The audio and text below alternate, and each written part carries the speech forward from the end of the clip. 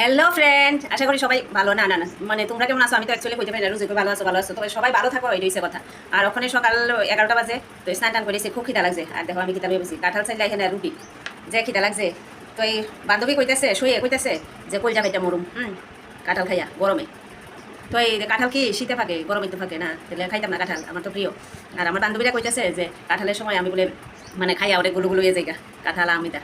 তো তোমরাও খাইলে খাইও, যারা মানে একদম এই স্লিম টিম, তারা কাঁঠাল খেলে মানে মোটা হওয়ার যার ইচ্ছা আর কি, কাঁঠাল আম খুব সে খাইও আমার মতো, তাহলে মোটা হইবা।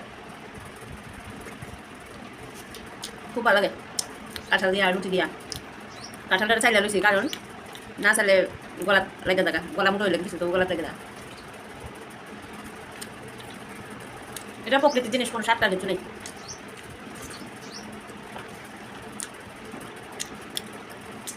সুপারে যদি ধরে তো তখন তা তো আর খাইতাম না, এর আগে যা খাইবার খাইলই।